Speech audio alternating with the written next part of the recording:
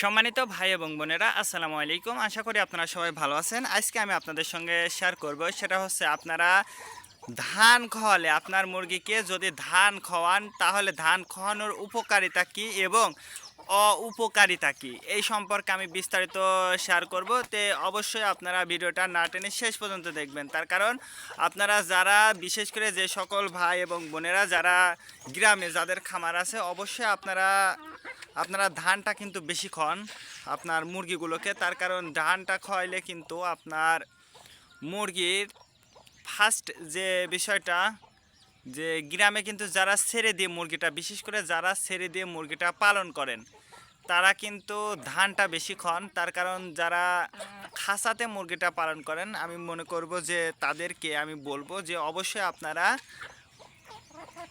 গম ধানটা, আপনারা যারা খাঁচাতে মুরগিটা পালন করেন অবশ্যই আপনারা ধানটা খাওয়াবেন না। তার কারণ এই ধানটা শুধু আপনারা যদি ছেড়ে দিয়ে মুরগিটা পালন করেন, সেক্ষেত্রে আপনারা যদি ধানটা খাওয়ান তাহলে আপনার মুরগির কোনো ধরনের প্রভাব পড়বে না, সেটা ডিম পাড়ার হোক বা রোগ প্রতিরোধ ক্ষমতা বৃদ্ধির জন্য হোক।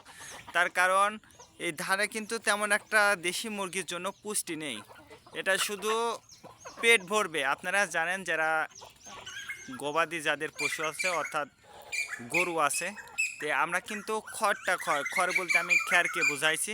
তো এই খ্যারটা যারা খাওয়ায়, খ্যারের মধ্যে কোনো কিন্তু পুষ্টিকর মানগত কোনো পুষ্টি নেই। তারপরেও আমরা কেন খাওয়াই? আমরা খাওয়াই কিন্তু গরুটার পেট ভরার জন্য।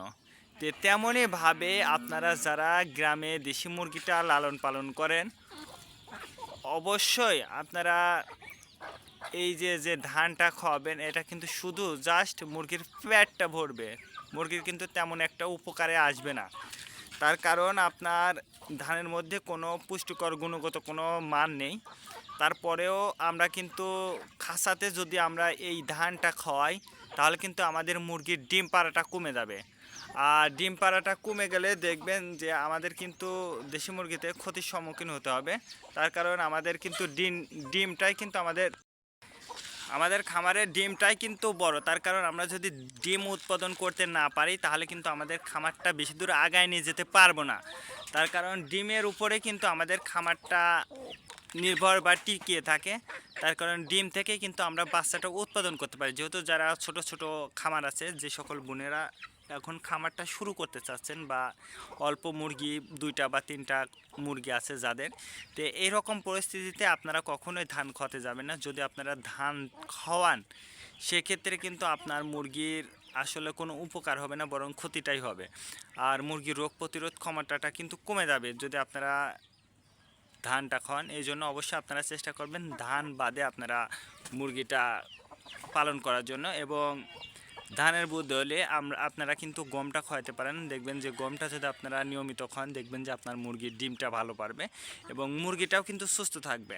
আর বিশেষ করে ভুট্টাটা আপনারা আপনার দেশি মুরগিকে খাওয়াইতে পারেন, কিন্তু ধানটা কিন্তু ভুট্টা বা গমের মতো আপনারা সবসময় খাওয়াতে পারবেন না। তার কারণ আপনারা যদি সবসময় এই যে খাবারটাই যদি আপনারা আপনার মুরগিগুলোকে দেন, তাহলে কিন্তু আপনার মুরগির ওজনটা কমে যাবে এবং আপনার মুরগি কিন্তু ডিম পাড়া বন্ধ করে দেবে। এই জন্য অবশ্যই আপনারা চেষ্টা করবেন ধান বাদে, অর্থাৎ আপনারা যদি ছেড়ে দিয়ে মুরগিটা পালন করেন, সেক্ষেত্রে কিন্তু আপনারা একবেলা দিতে পারেন, ধানটা কিন্তু একবেলা দিতে পারেন। কিন্তু আপনি যদি খাঁচাতে মুরগিটা পালন করেন, সেক্ষেত্রে কিন্তু আপনারা ধানটা দেবেন না। ধানটা দিলে কিন্তু আপনার মুরগির ওজন কমে যাবে এবং ডিম পাড়া কিন্তু কমায় দেবে। মাশাল্লাহ, আমাদের যে টমেটো বাগান, অর্থাৎ আমাদের যে সবজি বাগান ছিল, তো সেই সবজি বাগানে আমাদের কিন্তু কিছু ফুল আছে এবং কিছু টমেটো ধরছে। তে গাছটা আমার চেয়েও বেশি লম্বা হয়ে গেছে। দেখুন, এই গাছটা আমার চেয়েও বেশি লম্বা হয়ে গেছে, অনেক লম্বা গাছ হয়ে গেছে। তে আপনারাও চাইলে এরকম ছোট পরিসরে একটা বাগান করতে পারেন। সেটা কিন্তু আপনার মুরগির যে লিটার, অর্থাৎ মুরগির যে ঘু, যেটাই আমরা বলি না কেন, এটা দিয়ে কিন্তু আপনারা একটা ছোট্ট পরিসরে খামার করতে পারবেন ইনশাল্লাহ। তে আমার খামারটা দেখুন, সাইডে কিন্তু আবার আমি শাকটা বুনেছি এবং এটা হচ্ছে টমেটো গাছ এবং বাগুন গাছ এবং আমার কিন্তু মরচির চারাও আছে। এই যে মরচির গাছ, ইনশাল্লাহ কিছুদিনের মধ্যে মনে হয় এই ফুলটা ফুটবে। তো আগামী ভিডিওতে হয়তো বা এই ফুলটা হয়তো বা বড় হয়ে যাবে, আমি আপনাদের সঙ্গে শেয়ার করব। তো অবশ্যই আপনারা এইভাবে যদি ছোট্ট পরিসরে খামার করতে চান এবং একটা কিন্তু যদি আপনি বাগান করতে চান, ছোট্ট একটা বাগান, তো এইভাবে যদি করেন ইনশাল্লাহ দেখবেন যে খুব সুন্দরভাবে আপনি সাজাইতে পারবেন। তাই আজকে এই পর্যন্ত, ভালো থাকবেন, আল্লাহ হাফেজ।